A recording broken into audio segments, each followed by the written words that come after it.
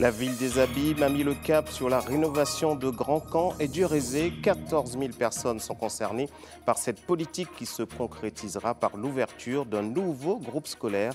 Éric Jalton a étalé ambition et fierté ce matin. Le collège de Petit-Bourg soulève toujours des interrogations quant à sa sécurité.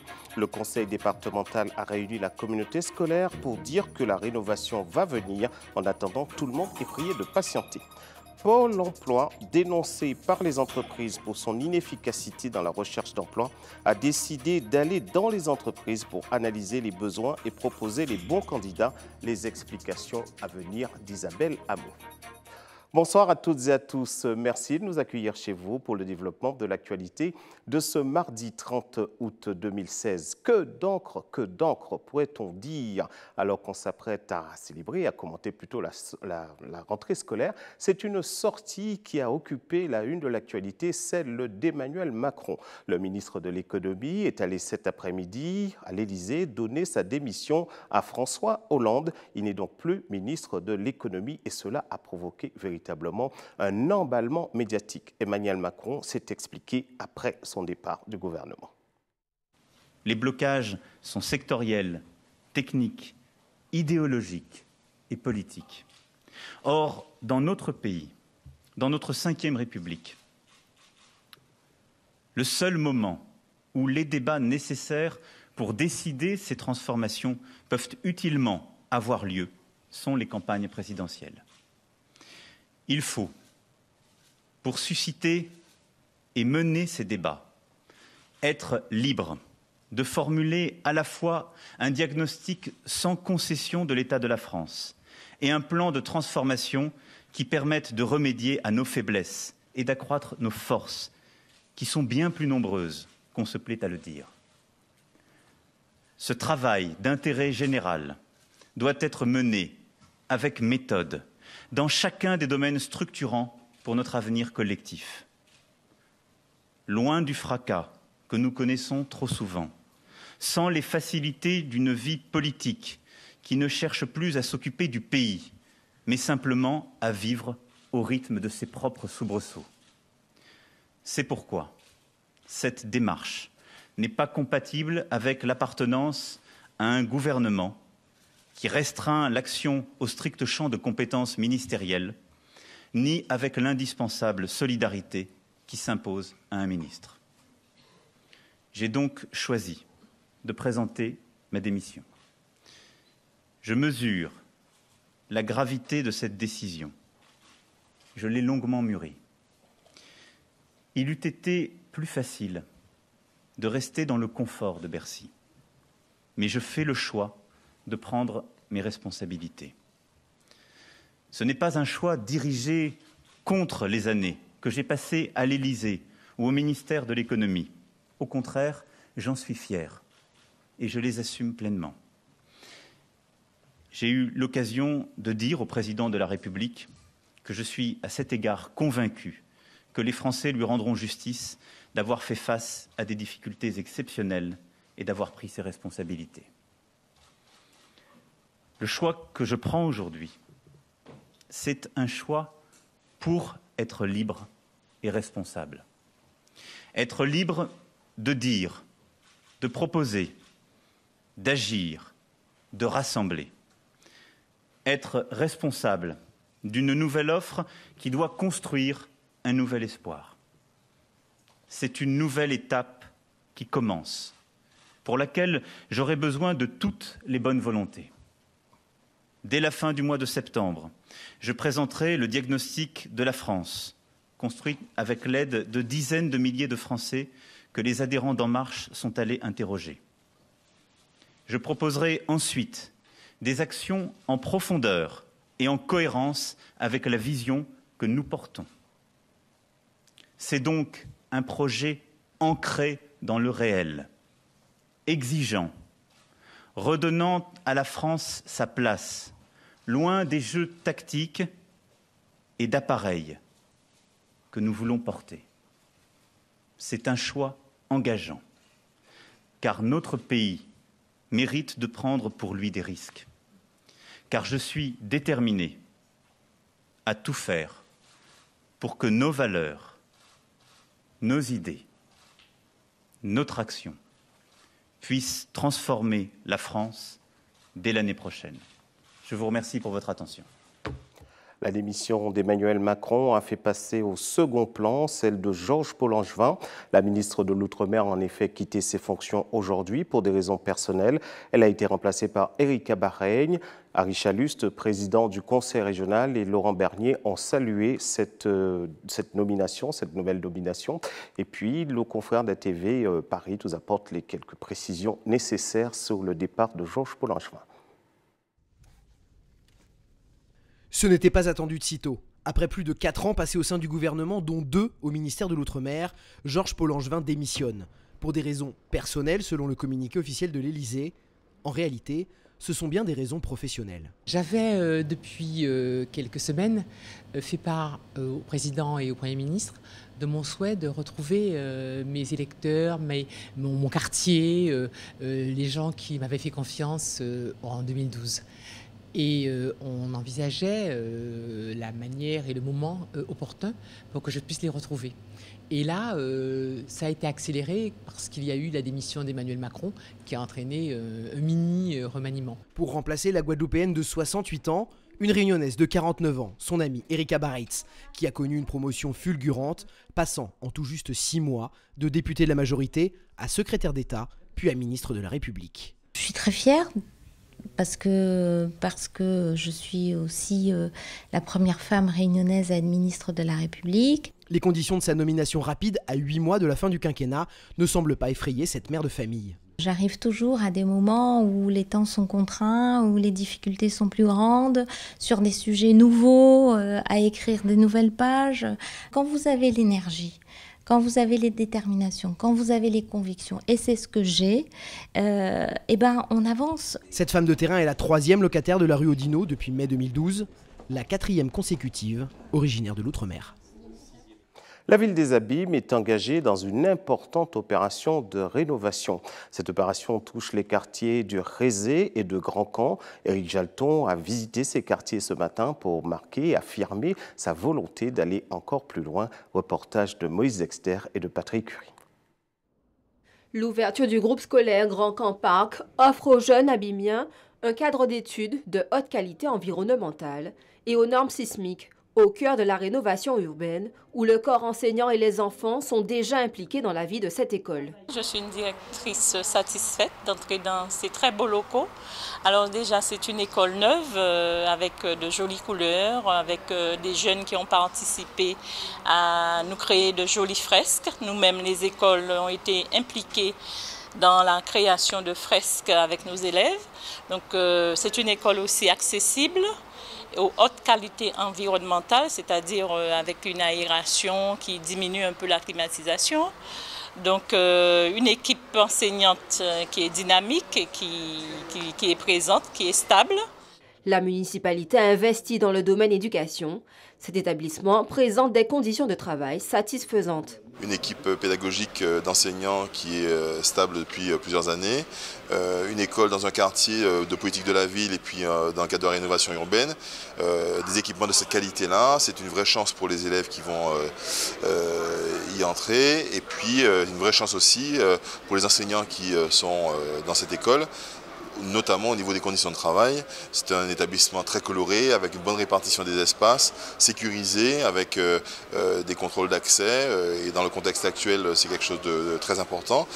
Ce groupe scolaire est le point de départ du renouvellement du parc scolaire des Abîmes, avec 18 classes, dont 2 d'inclusion. Elle s'équipe d'une salle multimédia et une autre de motricité. C'est un bel ouvrage que nous mettons à la disposition des enfants de Grand Camp. Et donc, nous disons, profitez de cette aubaine pour pouvoir réussir, augmenter vos chances de réussite dans la vie. Et nous allons continuer la rénovation, évidemment, de Rézé, de Grand Camp du Bourg, des Abîmes, de Chazot, de Boivin, de Chauvel, un peu partout, parce que nous avons des projets un peu partout. Nous avons rénové, commençons à rénover par tranche, c'est la 2e tranche, sur le groupe Louis Delgrès à Antil. Et là, c'est Grand Camp. Rézé va être attaqué bientôt. Et on va continuer, il faudra attaquer Besson, Carac, parce que ce sont des vieux établissements que Frédéric Jalton a trouvés à son époque. Et donc ils sont encore là. Même s'ils ont un petit cachet patrimonial intéressant, mais ils doivent être renouvelés, agrandis. C'est plus de 450 élèves qui effectueront leur entrée dans cet établissement flambant neuf. Le collège de Petit-Bourg ne peut en dire autant. L'établissement est vétuste et n'est plus aux normes parasismiques, n'a jamais été aux normes parasismiques. Le conseil général a pris le problème à bras-le-corps et une réunion s'est tenue aujourd'hui. L'objectif du conseil départemental, c'était de rassurer la communauté scolaire. Reportage Brice Dexter, Patrick Curie. Après plusieurs appels des enseignants et des parents d'élèves sur la solidité des bâtiments, le conseil départemental ainsi qu'un cabinet d'experts sont venus exposer le rapport d'étude. Ils nous ont exposé donc bâtiment par bâtiment donc la situation exacte. Ils ont donc avec le calcul mathématique et tout le reste donc vérifié la vulnérabilité, les déformations. Bref, je ne suis pas un expert, mais bref, ils nous ont exposé la situation de ce collège. Et tout un chacun a pu entendre que le collège n'est pas ni meilleur ni pire qu'ailleurs et qu'ils ont découvert effectivement qu'il y avait donc des murs de béton armés, bref, que le collège présentait un risque de vulnérabilité, je ne vais pas dire nul, mais pas très important. Et par conséquent, donc, mais malgré tout, nous avons donc prévu de faire entrer le collège de Petit-Bourg dans la prochaine phase du programme du conventionnement avec l'État sur le deuxième plan parasismique. C'est une nouvelle bien accueillie par toute la communauté scolaire. Le diagnostic sismique qui a été fait pour cet établissement est intéressant. Donc voilà, parce qu'il y avait beaucoup de bruits de couloir qui circulaient, qui disaient que ce collège ne pourrait pas être conforté. Ben, voilà, il y a un démenti fort qui a été apporté. Mais ce que nous avons eu comme information importante, c'est que ce collège peut être conforté et que les bâtiments sont relativement résistants au séisme. Donc il y a juste des travaux de confortement à apporter. Donc c'est ça qui est important, parce que la communauté enseignante était très inquiète, les parents d'élèves aussi étaient très inquiets, les élèves aussi. Donc il n'y a pas de raison de s'inquiéter sur l'état des bâtiments. Les travaux de confortement parasismique débuteront après étude à partir de juin 2017, pendant 2 mois. La communauté scolaire de la commune du Gros-Morne à la Martinique a enregistré avec satisfaction la livraison des travaux de l'école primaire du quartier de Dumaine. Et ça, l'école va pouvoir accueillir quelques 110 élèves dès jeudi matin. Reportage d'ATV Martinique. Dernier coup de pinceau et dernière ligne droite pour les employés municipaux qui œuvrent d'arrache-pied pour que les écoles soient prêtes pour la rentrée. Eliane et ses collègues sont dans la phase finale de leur mission. Nous sommes mobilisés depuis le 24 août. Nous sommes au taquet de 7h jusqu'à 13h. On a presque mis tout en ordre voilà, pour le grand jour. Nous avons quand même en gros ferronnerie, peinture, maçonnerie, au niveau charpentier ou encore je peux dire menuiserie en quelque sorte, charpentier, menuisier et plomberie. Sur l'ensemble de la commune, ce sont 18 agents municipaux qui sont mobilisés depuis 3 semaines pour livrer les chantiers à la date prévue. Mais la date butoir pour la livraison des chantiers, c'est le mercredi, demain, jour de la pré-rentrée. Et puis nous avons mobilisé tout le service technique pour accompagner les enseignants dès demain. Et puis jeudi, tout le service technique aussi est mobilisé pour la rentrée générale, parents, enfants, enseignants. Il y a des écoles sur lesquelles on a fait de causes d'intervention, d'autres un peu moins. Mais d'une façon générale, on sera prêt pour demain. Des travaux qui nécessitent un certain budget. Ici, pour l'école de Dumaine qui a été vandalisée durant les vacances, ils ont été estimés à environ 180 000 € et seront échelonnés sur plusieurs mois. D'abord, il fallait déjà créer une sécurité dans cette école. Cette école qui, pendant les vacances, a été souillée. On a défoncé des salles. Eh bien, ça a quand même un montant assez élevé, puisque je vous dis, c'est une partie des travaux qui sont là. Et bientôt, nous aurons à poser des caméras. Nous connaissons la capacité financière de cette ville, avec ces 7 millions de déficits d'endettement, autant pour moi. Et devant ces 7 millions d'endettement, eh bien, ce n'est pas toujours évident de pouvoir faire de l'investissement. La commune abrite au total 7 écoles. Pour leur rénovation, la mairie a déjà engagé 80 000 €. Nous avons vu la belle école des Abibes à l'ouverture de cette séquence rentrée scolaire. Dirigeons-nous maintenant vers la Guyane pour voir dans quelles conditions va se dérouler la rentrée des tout-petits. 45 enfants âgés de 3 mois à 5 ans sont attendus cette année dans cette crèche associative de Rémire-Montjoly. Avec 200 parents sur liste d'attente, il faut s'y prendre bien à l'avance pour espérer avoir une place. Il est fortement, bien évidemment, conseillé aux familles, regardez les listes d'attente qui nous incombent là, de s'inscrire dès qu'ils savent qu'ils attendent un enfant. Donc c'est vrai que ici, à l'Association des Chrysalides, les listes d'attente sont d'1 année. Donc, et ça, c'est un problème pour nous. Le temps pour un parent de trouver une place en structure d'accueil, l'enfant a déjà bien 12 mois. Scénario courant sur le territoire du centre littoral. À Cayenne, par exemple, on dénombre 379 demandes de place en crèche sur liste d'attente. Pour les parents qui n'ont pas réussi à inscrire leur enfant, il existe le RAM, sorte d'agence de rencontre avec les assistantes maternelles qui travaillent à leur compte. Je leur fournis une liste d'assistantes maternelles que nous a remis la PMI de la collectivité territoriale et ça leur permet de trouver une assistante maternelle.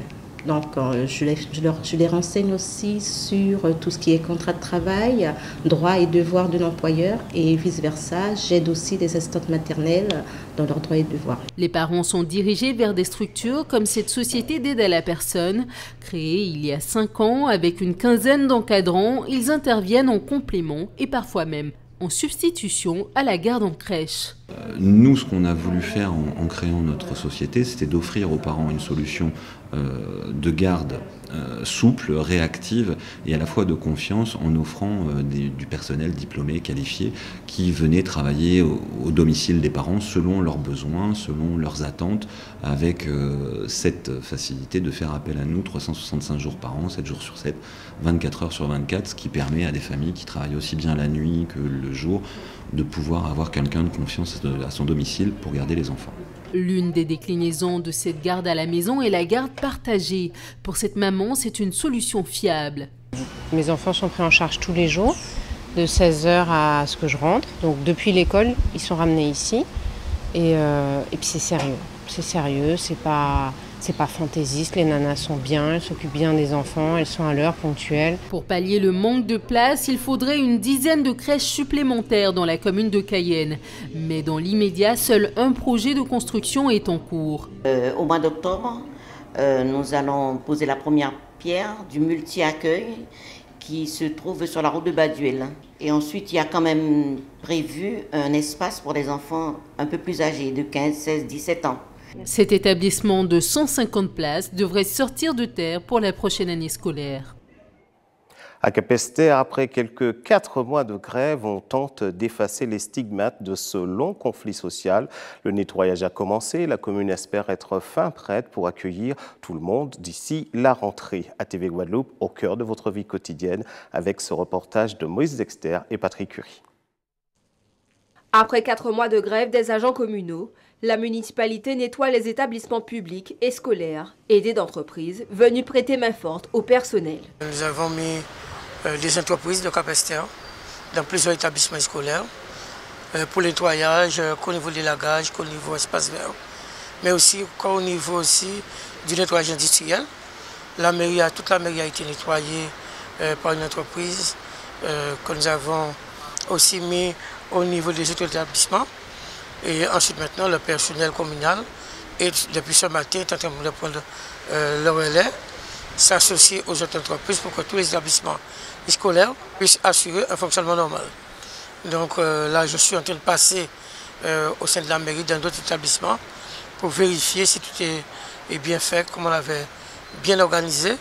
Non, il n'y a pas de problème pour la rentrée puisque d'ici mercredi demain, pratiquement au niveau des cours, au niveau des entrées, espace vert comme je l'ai dit, au niveau même de l'environnement des établissements scolaires, tout sera fini dès demain après-midi. Il a fallu du matériel lourd, beaucoup d'heures de travail et une vingtaine de salariés pour venir à bout de ce chantier. Alors en fait, la commune nous a fait appel à nous lundi après le mouvement de grève pour intervenir très rapidement. Parce que quand même, ça faisait 4 mois quand même, c'était pas coupé. Donc il faut quand même du bon matériel pour réagir très rapidement pour la rentrée. Donc on a mis les moyens, ce BATP a mis les moyens dès lundi.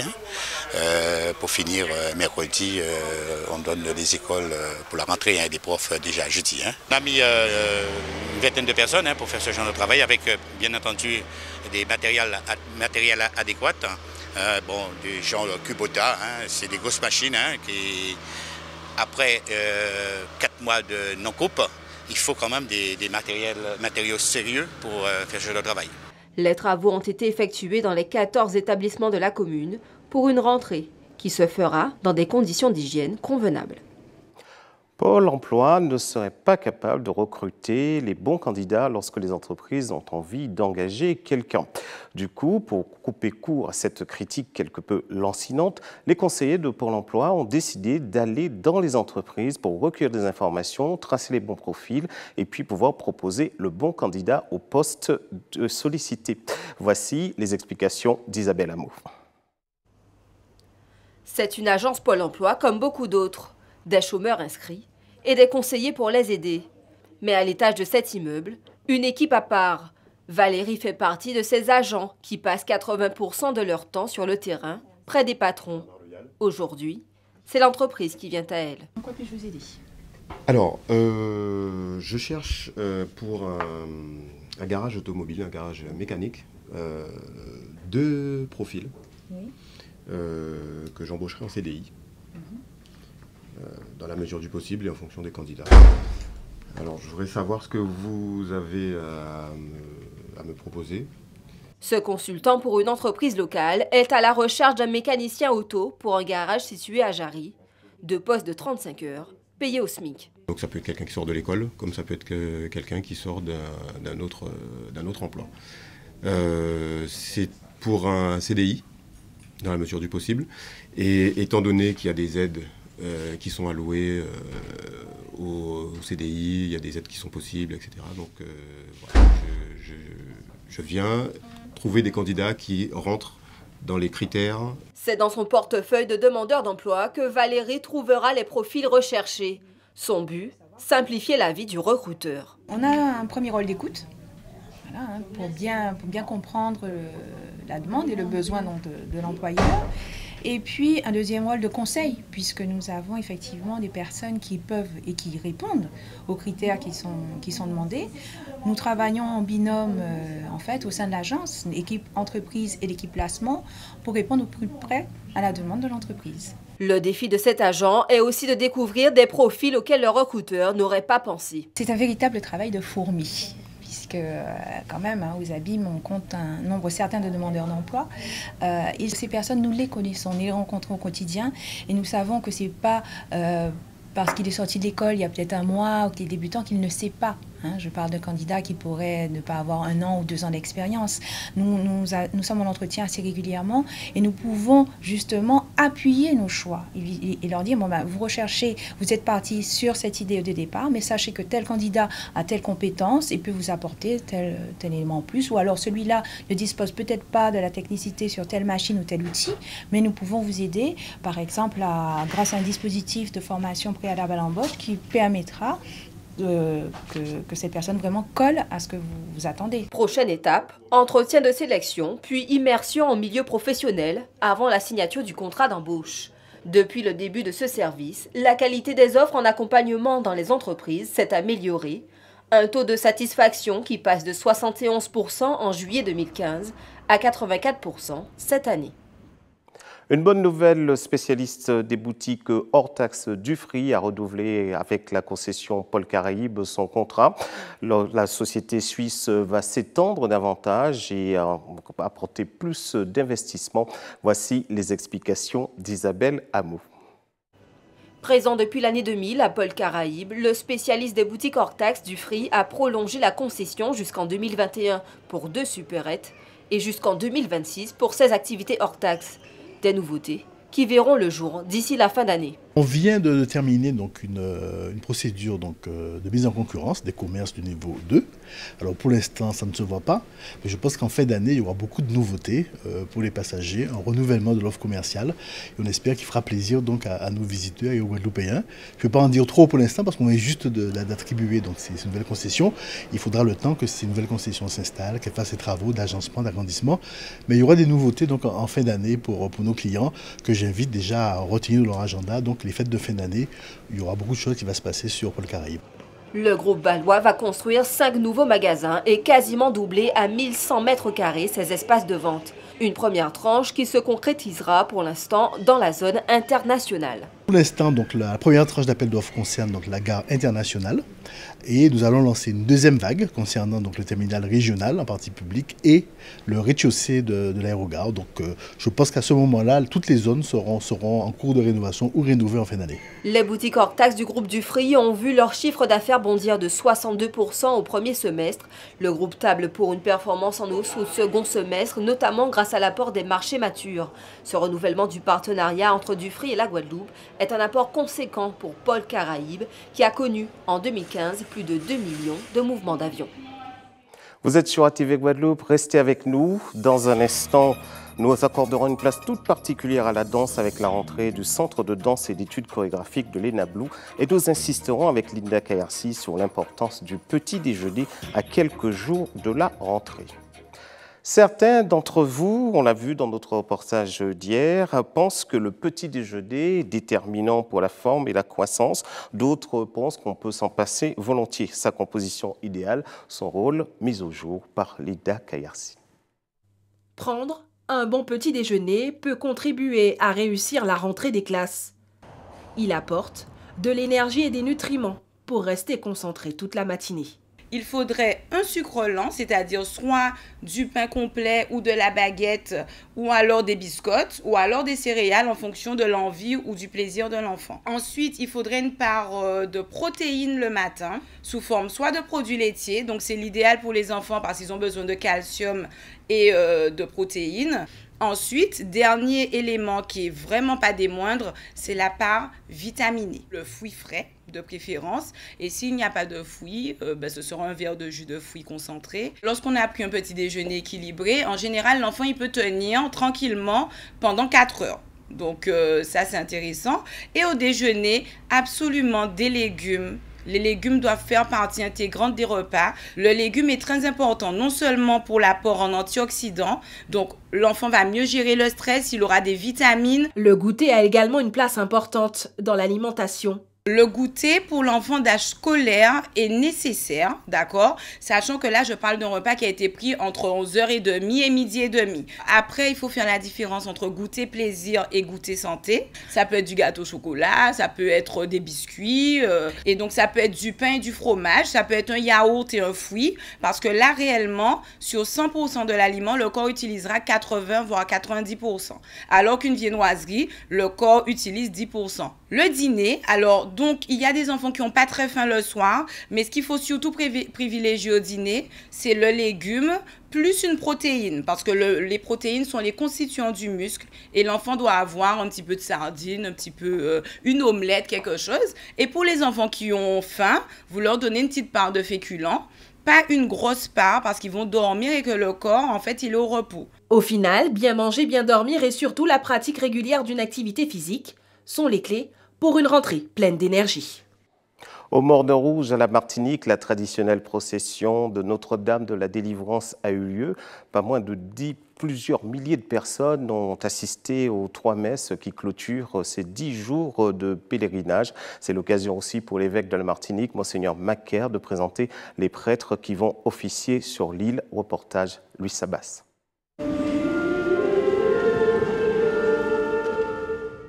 Plus une place de libre dans la basilique.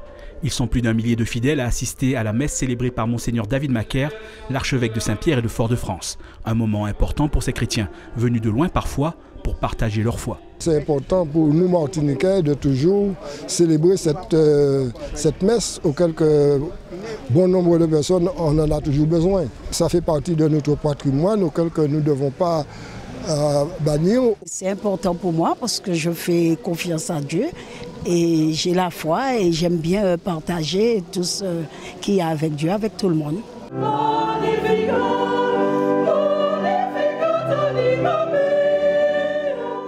Ce mardi, 3 messes sont données, toujours avec le même succès. Cela fait beaucoup de monde aux abords de la basilique. Suzanne et son équipe sont chargées de les accueillir et de répondre au mieux à leurs besoins. Les pèlerins veulent surtout avoir une place devant. Ils veulent des feuilles de chant, ils veulent les toilettes, ils veulent des points de prière surtout. Donc on leur indique les points de prière. Mais on ne fait pas que s'occuper de l'âme des fidèles. Dans ce stand, on prend aussi soin de leur corps. La foi sacreuse, 600 sandwichs ont été préparés et 2 plateaux de paella engloutis. Les fonds récoltés servent à l'entretien de l'édifice. Cette somme, elle est destinée à réparer le sanctuaire. Il y a des réparations qui ont été faites, mais il en reste encore à faire. Il reste la peinture, la boiserie, la sécurité et puis le vitrail pour protéger le Saint-Sacrement. Le pèlerinage de Notre-Dame de la Délivrande a débuté il y a 10 jours au Morne Rouge. Plus de 10 000 personnes ont participé aux diverses cérémonies. Cette messe vient clore ces jours de prière, l'occasion aussi de faire la rentrée de la dizaine de prêtres qui officieront en Martinique. De nouveaux prêtres venus d'ailleurs, il y a avoir 1 ou 2 haïtiens, un haïtien, un métropolitain, quelques frères venus du Bénin, d'autres pays du Congo aussi. J'ai souhaité faire venir ces prêtres parce que je trouvais qu'en Martinique il y avait une grande demande, mais cette demande n'était pas honorée. Et donc si on veut pouvoir prier pour les fidèles, les accompagner personnellement, les gens ont des choses à apporter, des souffrances à offrir et ils ont besoin de frères prêtres en particulier pour les accompagner en cela. Le pèlerinage de Notre-Dame de la Délivrande aurait vu le jour dans les années 30, mais son succès ne tarit pas encore aujourd'hui. Elle a consacré toute sa vie à sa passion, la danse. Aujourd'hui, elle a une préoccupation, transmettre son savoir, la raison pour laquelle elle a créé le Centre de danse et d'études chorégraphiques. Léna Blo, bonsoir. Bonsoir. Merci d'avoir accepté de répondre à nos questions. Je suis très heureuse. Merci d'avoir accepté l'invitation d'ATV. Alors, Léna, on sait que vous avez beaucoup travaillé. Si on devait résumer, c'est 25 ans de cette école, je crois. Oui, 25 ans. Oui. Oui. Alors, d'où cette idée est venue, comme ça, vous avez dit, il faut faire quelque chose, il faut transmettre la passion de la danse aux jeunes Guadeloupéens? Au départ, c'était pour ma génération, comment vivre de son art. Il n'y avait pas le choix, il fallait créer son espace, parce que c'est différent aujourd'hui, les jeunes ont beaucoup plus de chance. Pour mon époque, c'était la seule solution pour pouvoir vivre en Guadeloupe, c'était aussi mon souhait, je voulais rester au pays. Et donc, il fallait créer mon lieu, mon espace où je pouvais créer, je pouvais réfléchir, penser à ma guise. Et puis maintenant, cette histoire-là dure depuis 25 ans. Et je ne regrette pas. Comment on tient 25 ans dans un pays, on va dire, aussi difficile, oui, avec une telle structure? Il est difficile. C'est parce qu'il est difficile qu'il te fait grandir. Je crois peut-être dans un autre pays, j'aurais peut-être fait autre chose. Finalement, le pays Guadeloupe m'a fait découvrir tellement de force en moi que je lui dis merci finalement. Alors Léna, on va avoir un petit aperçu de ce travail que vous faites parce qu'on a les images, on sait comment ça fonctionne et c'est surtout joli et impressionnant. Regardez. 5, 6, 7, 8.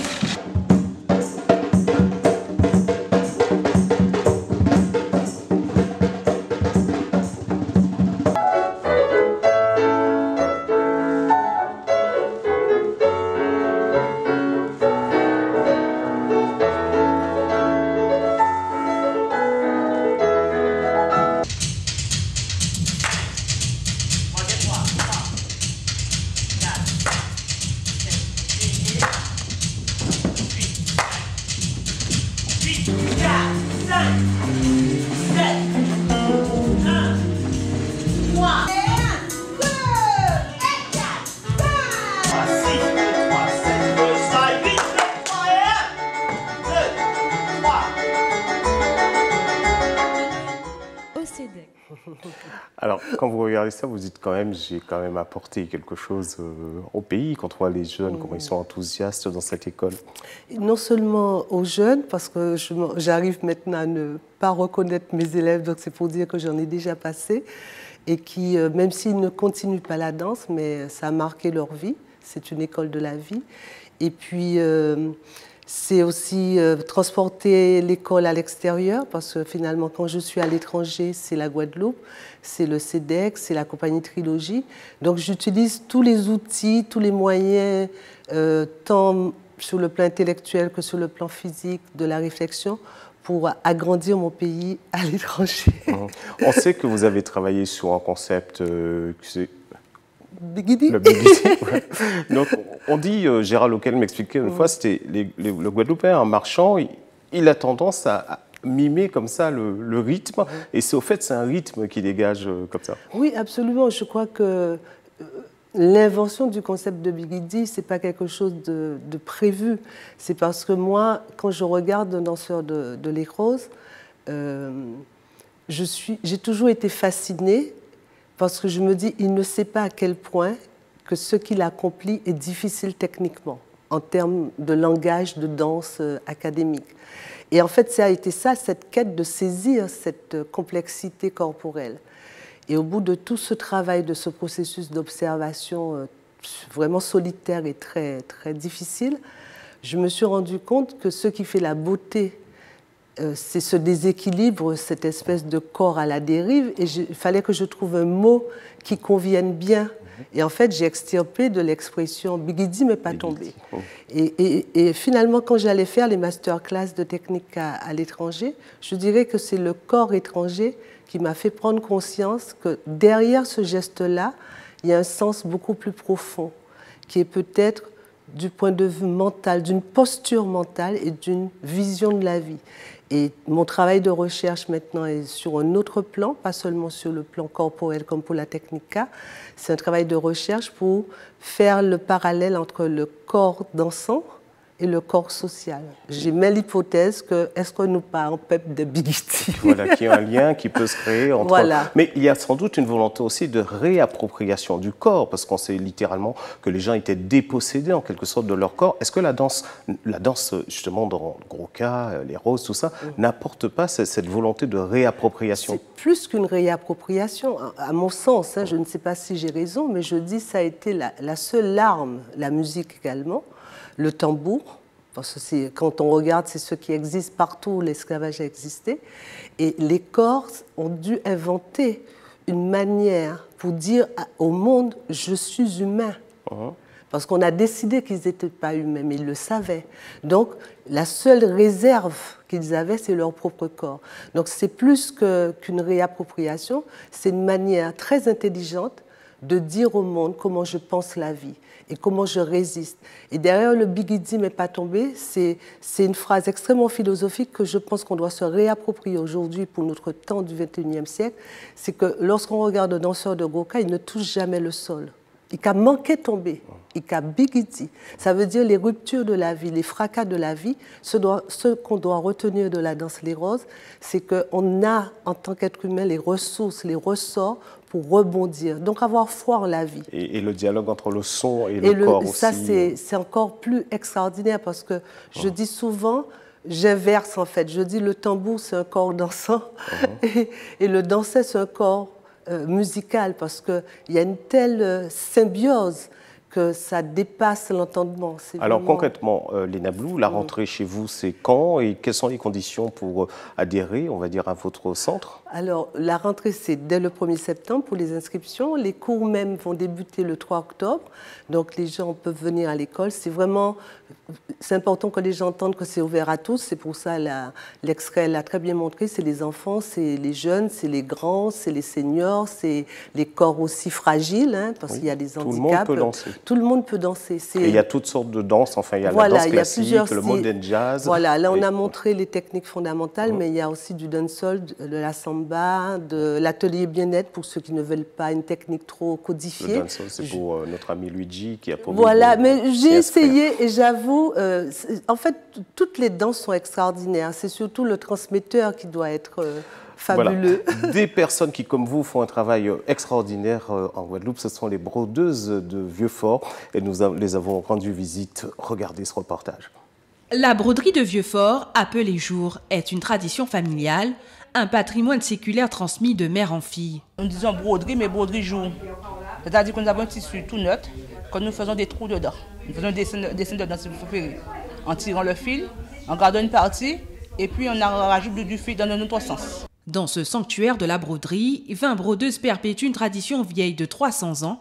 Elles utilisent une grande quantité de tissu lin, de fils, mais aussi de points, une cinquantaine inventés à Vieux-Fort. Alors là, je vous montre le filet. C'est un prêt très ancien. Si vous trouvez de l'association 4 ou 5 brodeuses qui le font, parce que c'est un prêt qui demande beaucoup de patience et beaucoup de temps pour travailler. Il faut enlever 2 fils par 2 fils, dans les deux sens, remonter ce carton et repasser le fil pour faire la fleur. Un travail minutieux où passion et savoir-faire font la réputation de la broderie. Touristes, locaux, tous viennent de loin pour acheter des pièces uniques. Je trouve que c'est un travail vraiment exceptionnel parce que c'est très varié, très riche, soigné. Il y a une délicatesse dans le rendu de ce travail. Moi, je trouve que ça mérite d'être connu, vu. Ça me rappelle ce que je voyais chez ma grand-mère et mon arrière-grand-mère. Et ensuite, je pense qu'il faut bien continuer. Travailler. Il y a beaucoup de travail. Beaucoup de travail. Et en plus, c'est un cadeau. C'est un cadeau. On ne peut pas se moquer de gens en faisant un cadeau. Voilà. Il faut choisir ce qu'il y a de mieux. Une broderie très fine et créative qui est devenue une jolie carte de visite immuable dans le temps pour les brodeuses de Vieux-Fort. Voilà, maintenant prenez de quoi noter une information qui peut être utile à votre vie de tous les jours. Ce sont les dons du sang. Vous avez rendez-vous mercredi au centre commercial Millénis de 13h à 17h30 pour donner votre sang, un geste qui peut sauver la vie. C'est la fin de ce journal. Je vous en rappellerai les principaux titres dans un instant.